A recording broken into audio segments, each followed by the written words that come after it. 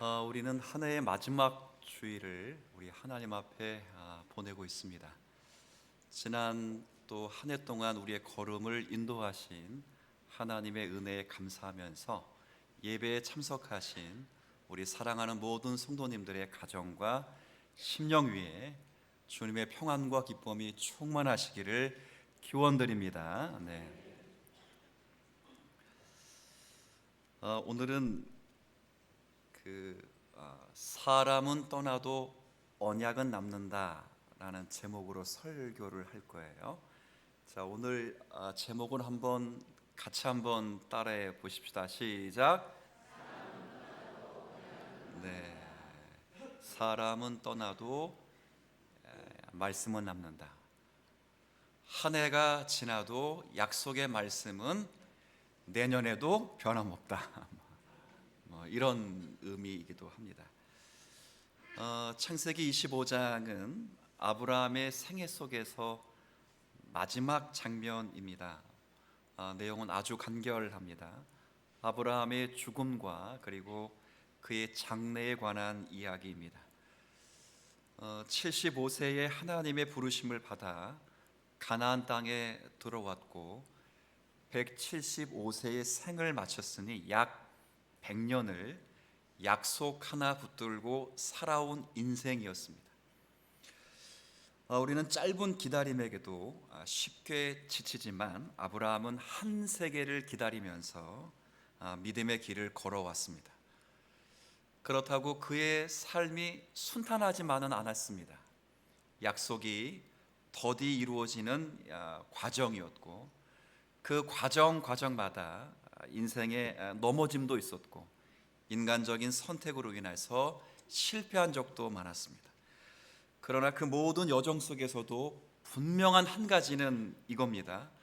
아브라함이 신실해서 언약이 이어진 것이 아니라 하나님이 신실하셔서 아브라함을 끝까지 붙들어 주셨다는 거예요. 우리도 마찬가지입니다. 한 해의 마지막 주일을 예배로 드리고 있는데 감사한 것은 우리가 열심히 기도했기 때문에 말씀에 순수했기 때문에 하나님이 우리에게 약속이 이어지게 한 것이 아니라 하나님이 신실하셔서 저와 여러분들을 끝까지 붙들고 이 자리에 서게 하신 줄로 믿습니다. 그런 아브라함의 생애를 조명하면서 이제 오늘은 마지막 장면을 비추고 있습니다. 근데 장면이 비극적이지만은 않은 것 같아요. 우리 방송실에서 히터 좀 꺼주면 좋을 것 같아요. 네. 저만 더운 건 아니시죠? 네, 더 틀까요 그냥? 네. 마지막 장면을 기록하고 있는데 이 장면은 비극적으로만 기록해 두진 않습니다. 오히려 한 사람은 떠나지만 하나님의 언약은 멈추지 않고 계속된다는 사실을 분명히 드러내고 있습니다. 우리가 요절로 삼았던 11절 말씀을 보시면 아브라함이 죽은 후에 하나님이 그의 아들 누구에게 복을 주셨지요? 아들 이삭에게 복을 주셨습니다. 아브라함이 죽자마자 하나님은 그 언약의 복이 다음 세대인 이삭에게 넘어갈 수 있도록 그 복을 구원의 은총과 하나님의 모든 택하신 은혜의 복들을 이삭에게 부어 주셨다라고 되어 있습니다. 이제 우리는 이 아브라함의 마지막 모습을 통해서 믿음의 사람의 인생이 어떻게 마무리되는지를 그리고 지금까지 품어왔던 아브라함의 믿음의 내용이 무엇인지를 잠깐 살펴보면서 아브라함의 길었던 생애를 마무리하려고 합니다. 제가 여러분과 먼저 생각하고 싶은 것은 믿음의 사람의 인생이 어떻게 마무리가 되고 있는가 하는 겁니다. 아브라함의 인생의 마지막은 설교 제목이 됐듯이 끝까지 언약을 생각한 사람이었습니다. 그래서 본문을 이렇게 쭉 보면 아브라함의 죽음을 말하기에 앞서 다소 생뚱맞은 이야기 하나를 먼저 소개합니다. 그게 이제 1절부터 6절까지 나오는 아브라함의 후처 구두라와 그와 함께 결혼해서 낳은 아들들 이야기입니다. 그러니까 구두라와 결혼해서 6명의 자녀, 즉 아들을 낳습니다. 얼핏 읽으면 이 대목은 매우 이상하게 느껴져요. 왜 그러냐면, 왜 굳이 아브라함의 죽음 직전에 이런 이야기를 등장시키는 건가? 마치 그냥 이렇게 쭉 읽으면 사라가 죽고 난 다음에, 그리고 이삭이 결혼한 직후에 아브라함이 140세가 넘었는데 너무 외롭고 힘들어서 후처인 구두라를 맞아서 그와 알콩달콩 살아서 6명의 아들을 낳았다, 이렇게 보일 수도 있습니다. 그러나 성경을 읽을 때 늘 제가 강조하는 것 가운데 하나는, 성경은 연대기적 순서를 따라 기록한 건 아니라는 걸 생각하셔야 됩니다. 하나님은 창세기 17장에 이미 아브라함에게 나타나셔서 아브라함과 사라를 통해서 아들을 주실 것이라고 약속할 때 아브라함이 속으로 비웃었습니다. 내 나이 100세가 되었는데 내가 어찌 아들을 낳겠습니까? 있는 이스마엘이나 잘 키우게 하옵소서. 그리고 그 다음 장인 18장에는 하나님이 사라에게 나타나셔서 아들이 있을 것이다 라고 예언하셨지만, 사라도 속으로 웃었습니다. 나도 노쇠하고 내 주인 내 남편 아브라함도 늙었는데 우리에게 무슨 기쁨이 있겠습니까? 이 두 가지 고백은 쉽게 설명하면 자연적인 의미에서 자녀를 생산할 수 있는 능력이 있다는 거예요, 없다는 거예요? 없다는 것입니다. 그랬던 이 아브라함이 다시 사라가 죽어서 아브라함이 다시 젊어져 가지고 마치 후처를 얻어서 6명의 자녀를 낳았다는 건, 물론 칼빈도 이렇게 해석을 합니다만 저에게는 자연적이지도 않고 설득력이 없기도 합니다. 제가 왜 이렇게 생각을 하냐면, 성경 전체 흐름과 족보의 배열을 볼 때 제가 내린 해석이 조금 더 합당해 보입니다. 역대상 1장을 보면, 읽지는 않겠지만 아브라함의 자손의 족보를 쫙 설명하는데 매우 의미심장하게 순서를 정리하고 있어요. 설명 다 드리진 않겠지만 핵심은 이 구두라를 뭐라고 번역해 주냐면, 개역 한글판이 정확하게 번역했습니다. 첩이라고 번역했습니다. 제가 물어보겠습니다. 첩은 본처가 있을 때 맞은 아내입니까? 본처를 잃어버리고 맞은 아내입니까? 매우 탁월하십니다. 성경을 보는 눈이 매우 탁월하십니다. 그러면 이 후처라고 등 기록된 이 그두라는 사라가 죽고 난 다음에 이삭이 결혼하고 140세가 된 아브라함이 외로워서 다시 회춘시킨 하나님의 능력으로 힘이 있어서 결혼하여 6명의 아들을 생산한 것이 아니라, 이미 사라가 살아 있을 때 하가를 얻었던 것처럼 그두라를 얻어서 6명의 아이를 낳은 거예요. 자, 그렇다면 왜 성경은 연대기의 순서를 일부러 깨트려가면서까지 아브라함의 죽음 바로 앞에 이 이야기를 배치했을까요? 제가 한 주간 묵상하면서 이유는 딱 한 가지입니다. 딱 한 가지. 이 성경의 기록자인 모세가 이 아브라함이 죽음의 순간까지 무엇에 집중하며 그렇게 살았는지를 보여주기 위함입니다. 한번 따라해 볼까요? 언약. 아브라함은 죽기까지 뭘 붙잡았다고요? 언약입니다.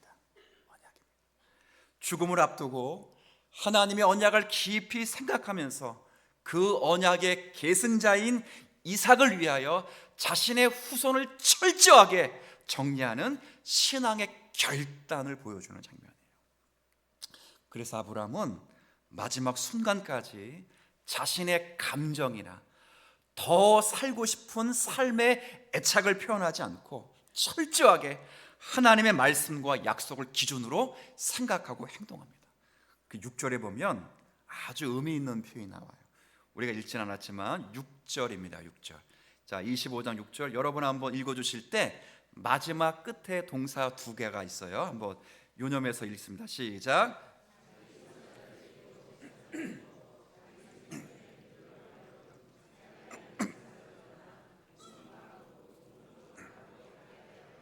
네. 자, 우리 6절 끝부분에 두 가지 동사가 나오는, 하나는 떠나게, 두 번째는, 근데 잘 보세요. 누구를 떠나는 거예요? 아브라함을 떠나게 한 거야? 아버지를 떠나게 한 거예요? 아닙니다. 이삭입니다. 왜 이삭이죠? 누구 중심으로 가족을 지금 세팅하는 겁니까? 이삭입니다. 왜? 자기가 죽으면 언약의 복이 누구로 계승되기 때문에 이삭입니다. 이삭. 하나님께서 언약하신 것과 복의 계승이 오직 이삭이라는 사실을 분명하게 해둔 거예요. 창세기 3장 15절에 여자의 후손이 뱀의 머리를 박살나게 할 것이다. 창세기 22장에 아브라함이 이삭을 번제물로 드릴 때에 그의 믿음을 시험하시고 경외함을 보시고 하나님이 아브라함에게 약속하셨듯이 너의 씨가 대적의 성문을 차지할 것이고 모든 민족이 그 씨로 말미암아 복을 얻을 것이다. 그리고 24장에 우리 지난주 살폈던 것처럼 내 씨로 말미암아 원수의 성문을 차지하게 할 것이다.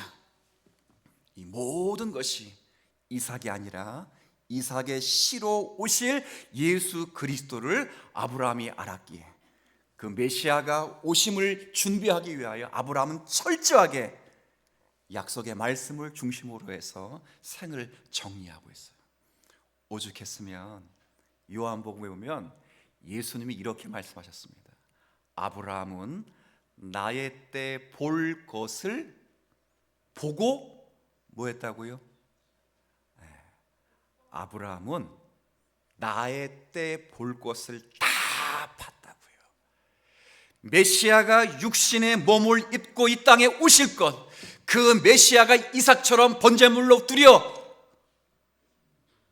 자기 백성을 원수의 성문에서 끌어 죄와 사망에서 구원하여 생명으로 옮길 것, 그리고 그 일을 일식하여 십자가에 죽으실 뿐만 아니라 부활하셔서 영원한 산자의 하나님이 되실 것을 아브라함은 이미 보았다, 보고 있었다. 보았다, 보고 뭐 했다고요? 즐거워했습니다. 기뻐했습니다. 그래서 아브라함 마지막 생애를 준비하면서 조금 더 살고 싶은데 이러는 전혀 없이 약속의 말씀을 근거로 해서 모든 걸 다시 세팅하는 거예요. 사랑하는 성도 여러분, 올 한 해 이렇게 마무리를 하고 있습니다. 어떻게 보내시는지는 모르겠습니다. 그러나 우리가 한 해를 마무리하면서 우리에게 남아야 될 것은 살아계신 하나님의 언약인 줄 믿습니다. 여러분이 내주신 기도 제목을 갖고 1년 동안도 매일 새벽에 여러분을 위하여 기도했습니다. 최소한 일주일에 한 번씩 여러분의 각 가정을 위해 뜨겁게 기도했습니다. 지난 한 주 이 말씀을 준비하면서 기도 제목을 이제 다음 주부터는 보지 않을 수도 있으니까 제가 마무리 정리를 해봤습니다. 근데 맨 1번에 여러분이 기억하시겠지만 새해의 다짐을 적어놓는 겁니다. 그 다짐을 제가 기도할 때마다 도전받고 은혜를 많이 받았습니다. 어떤 분은 성경을 통독하겠습니다. 어떤 분은 성경을 필사하겠습니다.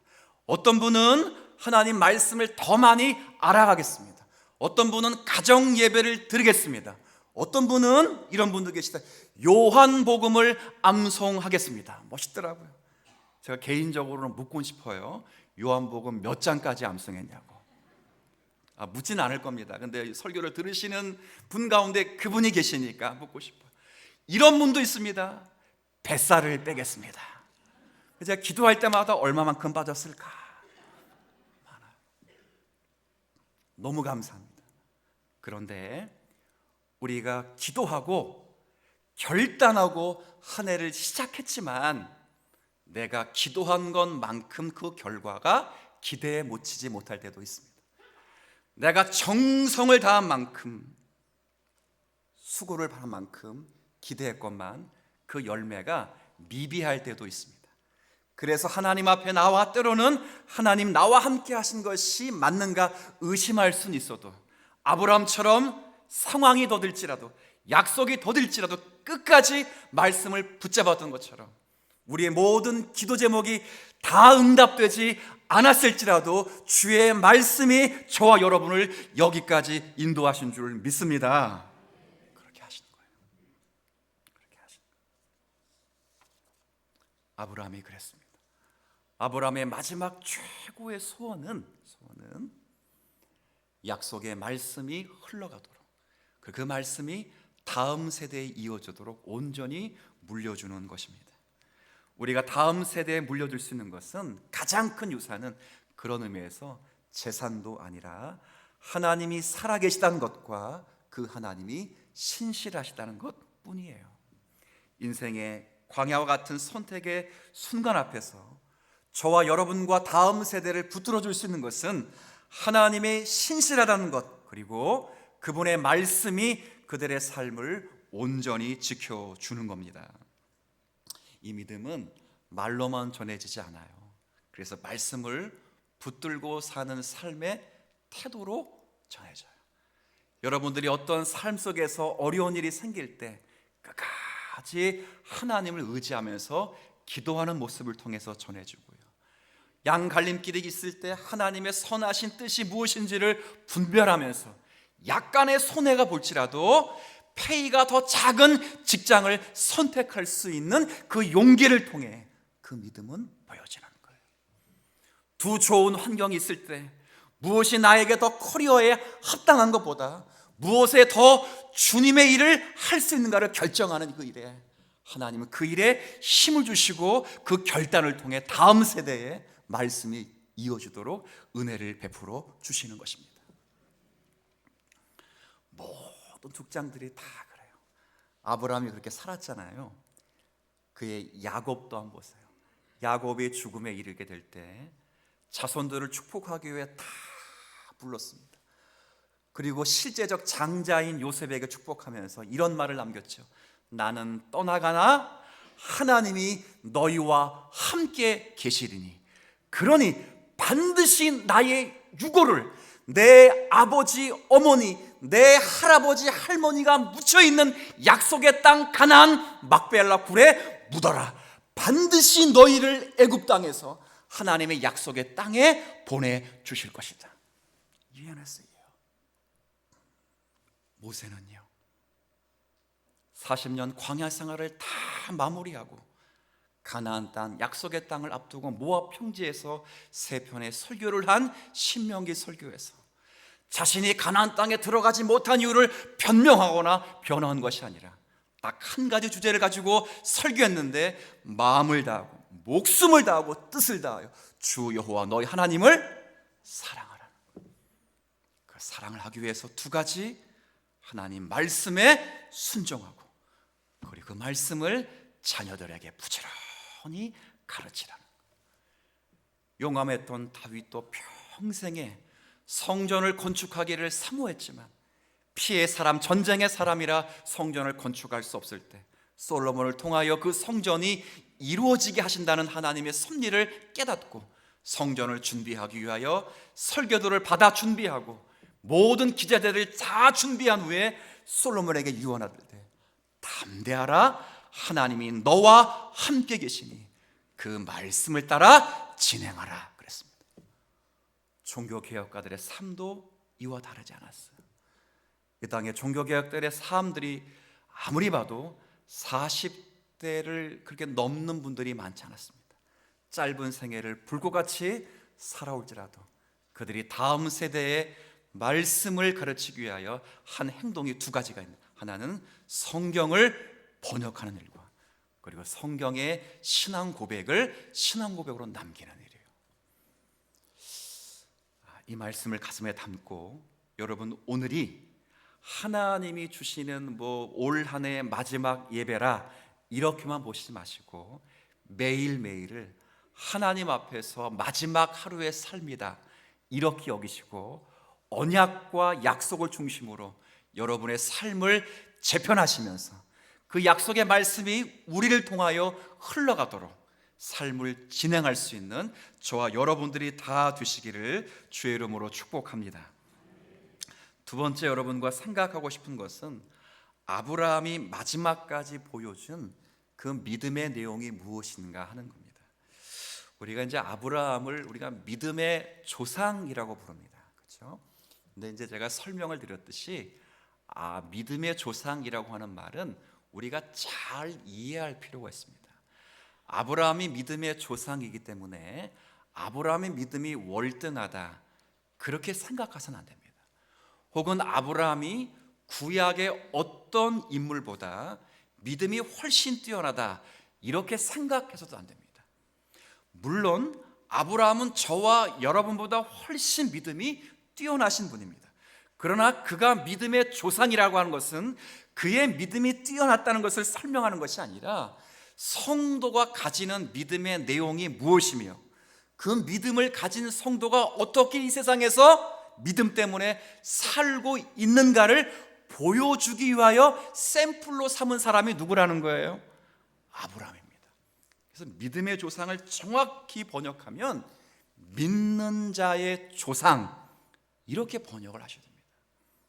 그러면 아브라함이 지금까지 가졌던 믿음의 내용이 무엇이겠습니까?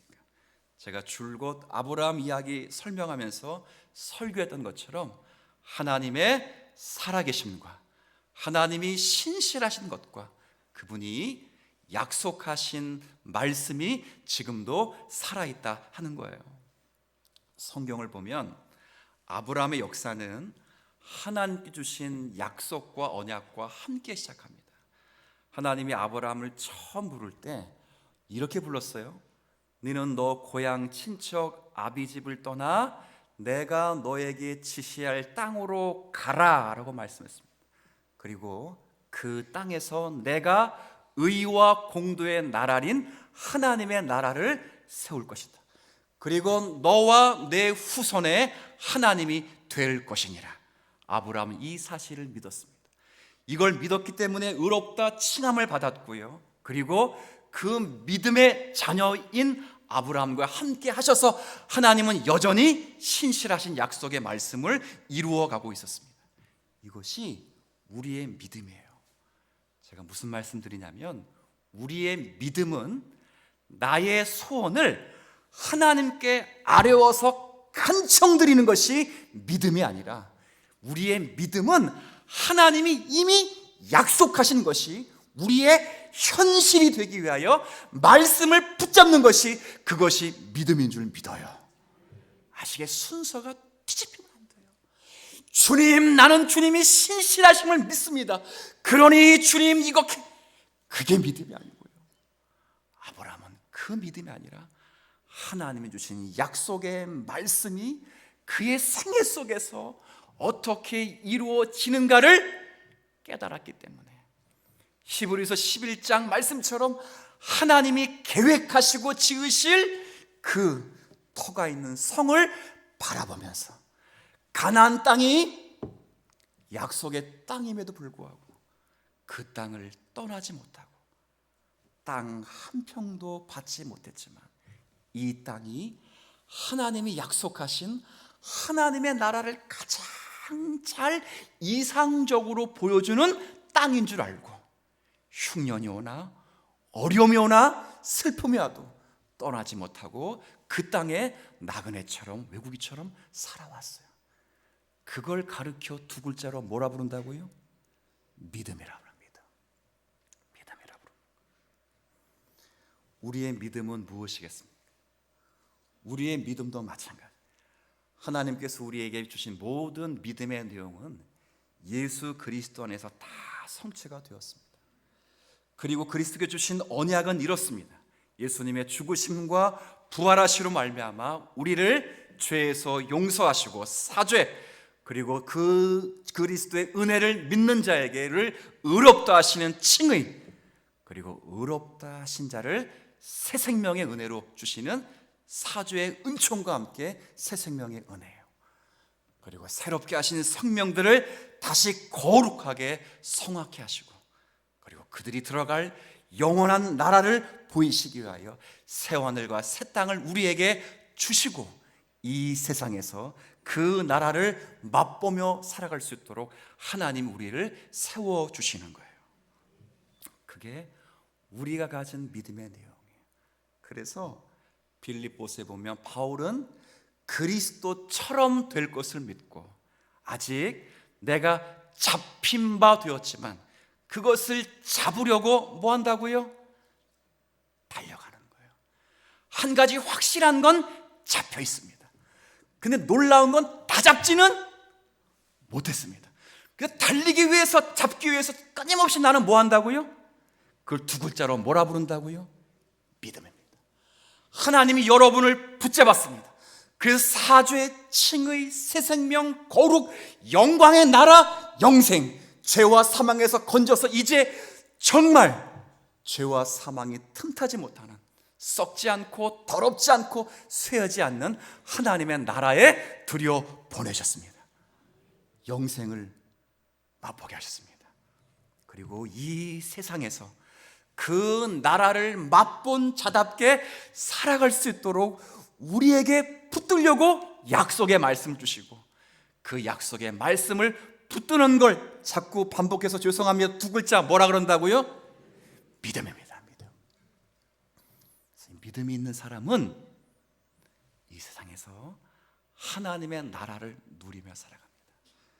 제가 늘 강조하잖아요. 천국은 죽으면 가는 나라가 아닙니다. 그리고 천국은 예수를 믿어서 하나님의 은혜를 받고 난 성도가 마치 천주교처럼 주입된 은총을 받았으니, 이제 우리의 공로와 그리고 성인들의 은덕을 따라 열심히 살아 윤리적으로 신앙적으로 잘 살아 천국에 들어가는 것도 합니다. 여러분, 이런 말이 택자들에게 유익이 되고 유기자들에게는 이것이 게으름의 소치가 될 수 있어도 진리이기 때문에 말씀드리지만, 천국은 따놓은 치워질 수 없습니다. 유기자들에게는 게으름의 도구가 될 수 있습니다. 그러나 택자들에게는 붙잡힌 바 되었으니, 아직 완전히 새하늘과 새 땅이 아직 이르지 않았으니, 그리스도가 재림하지 않았으니, 그러나 아브라함이 하나님이 계획하시고 지으실 터가 있는 성을 바라보며 가나안 땅을 떠나지 않고 이 땅에 하나님의 나라를 맛보며 살아가요 모든 민족이 그 씨로 말미암아 구원을 얻을 수 있도록 초대하기 위하여 나그네처럼 믿음을 가지고 살아왔던 것처럼 우리가 영생을 누리며 살아가야 되지 아니하겠습니까? 그게 두 글자로 뭐라고요? 믿음입니다. 그래서 믿는 자의 특징은 이 삶에서 다 나타납니다. 삶에서 다 나타나요. 성도는 이 땅에서부터 이미 하나님의 통치와 은혜를 누리면서 그분과 동행하는 삶을 살아갑니다. 우리는 죄를 지어서도 용서를 받습니다. 그리고 의롭다 칭함받은 잡게 하나님 우리를 성화의 길로 인도하십니다. 내가 곁길로 갔을지라도 하나님이 말씀의 판명한 빛으로 거듭난 신자의 지성 속에 말씀하심으로 우리가 바른 길을 걷어가고 깨닫게 하시고, 또한 우리가 슬프고 두려운 감정이 들을지라도 하나님은 새롭게 변화된 심령의 감정에 은혜 가운데 부어주셔서 그 말씀을 사랑하고 주님의 길을 결단하며 걸어갈 수 있도록 우리에게 기쁨과 감격을 주시고, 우리의 의지가 부족할 때는 성령께서 우리의 마음에 은혜를 주셔서 그 말씀에 순종할 수 있도록 불있는 은혜를 주러 하나님의 뜻을 이루어 가도록 은총을 주시는 하나님의 나라를 맛보는 거예요. 어떤 설교가가 이런 이야기를 한 게 지금도 귀에 담겨 있어요. 하나님의 나라는 마치 에피타이저와 같다 이렇게 했어요. 말이 좀 이상한데 무슨 말이냐면, 우리나라는 이제 음식을 먹을 때 한 번에 다 나오죠. 그래서 한 번에 이렇게 마음껏 먹는데, 서양 음식을 보면 뭐부터 나오냐면 코스 요리이기 때문에 에피타이저부터 나옵니다. 근데 이제 에피타이저의 목적은 딱 하나죠. 식욕을 돋구는 것과 본 코스 요리가 맛있다는 것을 기대하는 것입니다. 그래서 요리사들은 에피타이저에 신경을 엄청 씁니다. 그래서 에피타이저를 맛보면 맛있으면 본 코스 요리를 어떻게 하는 거예요? 기대하는 겁니다. 제가 하나님의 나라를 음식에 비유해서 조금은 속돼 보이지만 똑같습니다.